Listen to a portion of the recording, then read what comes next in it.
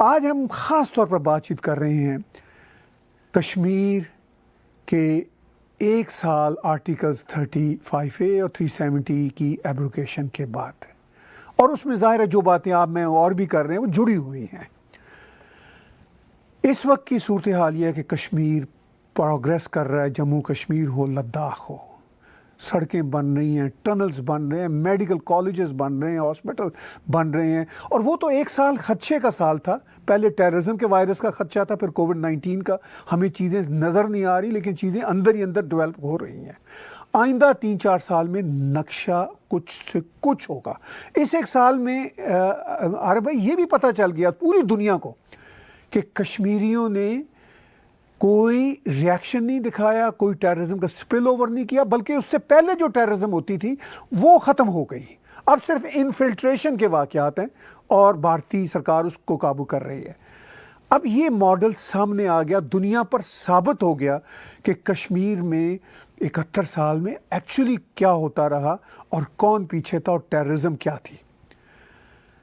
अब 1 साल गुजर जाने के बाद जब मैं और आप तजिया कर रहे हैं तो कोविड-19 भी गुजर जाएगा, इंशाल्लाह 4-6 महीने की बात है, वैक्सीन आ जाएगी।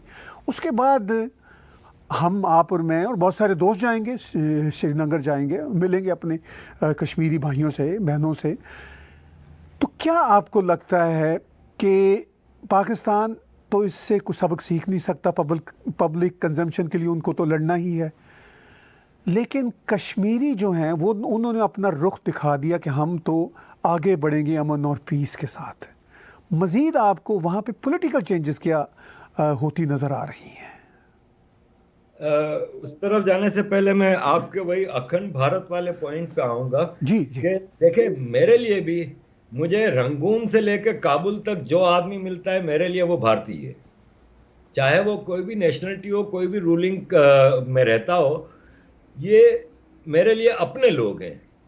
काबुल से लेकर रंगून तक का हिंदुस्तान मेरे अपने लोग हैं। और इसका मतलब ये नहीं है कि मैं कह रहा हूं कि उन सब की आइडेंटिटी खत्म करके सब एक उसमें आ जाएं, फ्लैग में सबके भले अपने फ्लैग रहें। मेरे लिए वो मेरा देश है, चाहे वो रंगून से कोई हो, काबुल से हो, कहीं से भी हो। हैविंग सेड दैट, आपने जो ये कहा ना कि कश्मीरियों का इस हवाले से, तो देखें, कश्मीरियों के पास है ना कोई और चॉइस नहीं है, क्योंकि ये एक लैंडलॉक कंट्री है और माउंटेनियस रीजन है। इनके रिसोर्सेज मुख्तलिफ किस्म के हैं, जैसे पानी, दुनिया का सबसे बड़ा रिसोर्स जो है वो पानी इनके पास है सबसे ज़्यादा।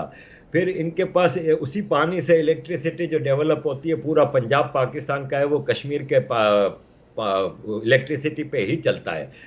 ये सब चीज़ें, फिर इनका जो अखरोट है, सेब है, फ्रूट्स हैं, जो उस सब की प्रिजर्वेशन के लिए हमारे मुल्क ने कभी कुछ नहीं किया, लेकिन इंडिया में इस पे बड़ा वर्किंग होता है। डेवलपमेंट की आपने कहा कि चूंकि कोविड-19 की वजह से रुक गया, ये सब बड़ी चीज़ें पाइपलाइन में, आप सही कह रहे हैं। $1 बिलियन का रिजॉर्ट पाइपलाइन में है। बड़े बड़े इन्वेस्टर्स हैं, अंबानी साहब हैं, दूसरे महिंद्रा साहब हैं, सब ने ऐलान किया है कि हम कश्मीर में ये इन्वेस्टमेंट करेंगे। और कश्मीर में कुछ वेस्टेड इंटरेस्ट इस पे आवाज उठा रहे हैं कि हमारी डेमोग्राफी चेंज करने की साजिश हो रही है, डोमिसाइल दिए जा रहे हैं, ये वो। लेकिन ओवरऑल कश्मीरी जो इंडिजीनियस कश्मीरी है वो जानता है और वो ये समझता है कि इन्वेस्टमेंट आने से कोई डेमोग्राफी चेंज नहीं होती। एक मिसाल ये ले लें कि इतना इंग्लैंड में दुनिया जहाँ के लोग रहते हैं, कैरिबियन के लोग हैं, अफ्रीका के हैं, साउथ एशिया, इंडिया, पाकिस्तान, तो क्या इंग्लैंड की डेमोग्राफी थोड़ी चेंज हुई है? आज भी यहाँ की वही डेमोग्राफी है जो आज से 50 साल पहले थी। तो फॉरेन इन्वेस्टमेंट से या फॉरेन लोगों के आने से कोई डेमोग्राफी में इतना बड़ा चेंज नहीं होता।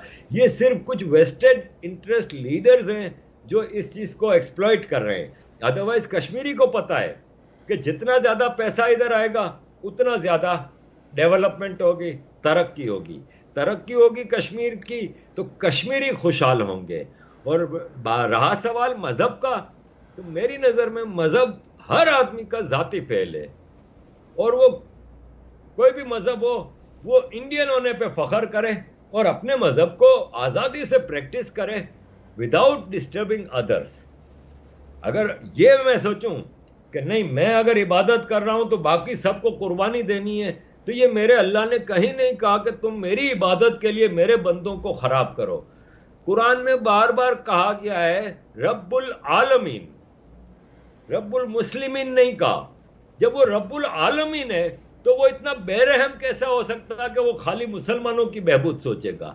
तो मेरा ईमान है कि कुरान के जो ट्रांसलेटर्स हैं मौलवी, इनके इस्लाम को, इनके कुरान को तो मैं मानता ही नहीं हूं। मैं तो उस अल्लाह पे बिलीव करता हूं जो तमाम इंसानों के साथ यकसा शफकत के साथ पेश आता है, वो मेरा खुदा है और ये मेरा जाती मामला है। अब मैं नमाज के लिए जाता हूं, रोजे के लिए रखता हूं, नहीं रखता हूं, ये मुझसे ना ताहिर गोरा साहब पूछेंगे ना कमर बाजवा साहब पूछेंगे, ये मुझसे मेरा क्रिएटर पूछेगा, खाली मैं उसको जवाब दूंगा। तो मैं इबादत करता हूं, किसकी करता हूं, नहीं करता हूं, ये मेरा जाती मसला होना चाहिए, इसका नेशनलिटी से कोई ताल्लुक ना हो। ये सिर्फ पाकिस्तान जैसी बनाना रिपब्लिक और तुर्की में भी ये हो रहा है, रिलीजन को एक्सटेंसिवली यूज किया जा रहा है। भाई साहब तैयब अरदगान लास्ट फ्राइडे को हाइया सोफिया में नमाज पढ़ने के बाद बयान क्या देते हैं कि हमारी अगली नमाज मस्जिद अक्सा जेरूसलम में होगी, जबकि तुर्की का सबसे ज्यादा तिजारती ताल्लुकात ही इसराइल के साथ हैं। अबे यार किसको बेवकूफ बना रहे हो यार। तो ये इस्लाम को यूज करते हैं, ये थियोक्रेसीज हैं, ये स्ट्रेटोक्रेसीज हैं जिन्होंने इस्लाम से इनका कोई ताल्लुक नहीं। अगर ये मुसलमान के बच्चे होते तो मुसलमानों को मार रहे होते, बंगालियों को, बलोचों को। अगर इनको इस्लाम का इतना ही वो है तो बलोचिस्तान में कितने काफिर इन्होंने मारे हैं, सारे मुसलमान ही मारे हैं। तो मैं यहाँ पे ये कहना चाहता हूँ कि पाकिस्तान की फौज और रूलिंग ओलिगार्की का किसी किस्म से कोई मजहब से ताल्लुक नहीं है, ये भेड़िए हैं, इनका इंसानियत से भी कोई ताल्लुक नहीं। बहुत आखिर में आपने एक नुक्ता छेड़ दिया तो उस पर 1-2 मिनट में ज़रूर बातचीत करूँगा, वो है डेमोग्राफी चेंज करने की बात।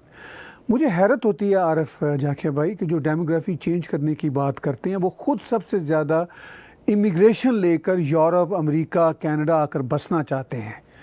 ज़ाहिर है वो अपने इकनॉमिक मसाइल हल करना चाहते हैं, फ्रीडम लेना चाहते हैं, मगर उनके यानी मैं हूँ, आप हैं और हम जैसे सारे जो हमारे रीजन से आए हुए लोग हैं वो जब आके इन मुल्कों में बसते हैं तो किसी न किसी तरह से यहाँ की जो डेमोग्राफी है उस पर हम असर तो डालते हैं ना। तो जब ये हक हम अपने लिए रखते हैं तो हम अपने खित्तों के लिए क्यों इतने इनसिक्योर हैं कि हम दूसरों को इक्वली वहाँ रहने और ज़िंदगी बसर करने का हक नहीं देना चाहते। आपने इंग्लैंड की बात की, मैं भी आता रहता हूँ, कनाडा में आप आ जाइए, यहाँ पर वाकई कुछ शहरों में तो डेमोग्राफिक भी चेंज हो रहे हैं, मगर उन डेमोग्राफी के चेंज होने के साथ साथ जो निज़ाम है वो तो वही है, यानी सिविल लिबर्टीज़ का, इंसानी हकूक़ का, जमहूरियत का। और ये जो फ़ज़ा है आरिफ जाकिया भाई, ये बिला किसी शक व शुबे कश्मीर में भी आगे परवान चढ़ेगी। आखिर में कोई क्विक कमेंट आप देना चाहें इस सारी गुफ्तगू के हवाले से तो ज़रूर हम अप्रिशिएट करेंगे। ताहिर भाई आप भी वाकिफ़ हैं, आप हमारे सीनियर हैं और आपने से हमने बड़ा सीखा है। आपने हम जैसों को बहुत प्लेटफॉर्म दिए, अपने मौके दिए, और आज पहली बार तो नहीं है, मैं तो 2-3-4 साल से आपके प्रोग्रामों में आता रहा हूँ। आप एक बहुत बड़ी आवाज़ हैं ताहिर भाई, और आपकी तरह के कई लोग हैं और हम भी हैं जो एक मिशन पे चल रहे हैं। हमारे लिए एक बुज़दिल दुश्मन है, हमारा घटिया दुश्मन है हमारे सामने, और वो अक्सर घटिया हरकतें करते हैं। मैं डिटेल में नहीं जा सकता, लेकिन मेरे साथ भी बहुत कुछ हो रहा है, आप भी इसको फेस करते होंगे। और हम यूरोप में रह के भी इनके जुल्म और तशद्दुद का शिकार हैं। स्वीडन में एक बलोच जर्नलिस्ट साजिद हुसैन को मार दिया जाता है, लंदन में एक पॉलिटिकल पार्टी एमक्यूएम के कन्वीनर को मार दिया जाता है, हॉलैंड में अहमद वकास गोराया पे हमला होता है, ताहा सिद्दीकी पे पेरिस में हमला होता है। इसके अलावा पाकिस्तान में हम लोगों के साथ क्या क्या होता है ये आपको पता ही है। जैसे गुलालाई इस्माइल इतनी ज़बरदस्त हमारे ह्यूमन राइट्स एक्टिविस्ट हैं, उनकी फैमिली के साथ क्या होता है, अहमद वकास गोराया के ससुराल के साथ क्या हुआ, ये सब कर रहे हैं ये घटिया दुश्मन। हम सब के खिलाफ बड़ी चीज़ें हो रही हैं, लेकिन मैं उन घटिया लोगों को मैसेज देना चाहता हूँ कि इसका मतलब ये नहीं कि तुम हमारे सफ़र को रोक सकोगे या हमारे जो मार्च है उसको रोक सकोगे। हमने एक सफ़र शुरू कर लिया है और ये कश्तियाँ जला के आए हैं, अब ये ख़त्म होगा, या तो मेरी मौत पे मेरा सफ़र ख़त्म होगा या जब मैं मंजिल पर पहुंच जाऊंगा और मैं सब्ज हिलाली परचम के साथ पाकिस्तान में खड़ा होऊंगा, तब हमारी मंजिल हमें मिलेगी। लेकिन इन लोगों को मेरा मैसेज है कि ये ना समझें कि वो हमें रोक लेंगे, दबा लेंगे या हमारे सफर को रोक सकेंगे। बिल्कुल नहीं रोक सकते। हम चल पड़े हैं और ये जो हक परस्ती का सफर हमने शुरू किया है, हमारे पीछे लश्कर जमा हो रहा है। फिक्र नहीं करो, यही पाकिस्तानी तुम लोगों को पाकिस्तान में सबक सिखाएंगे।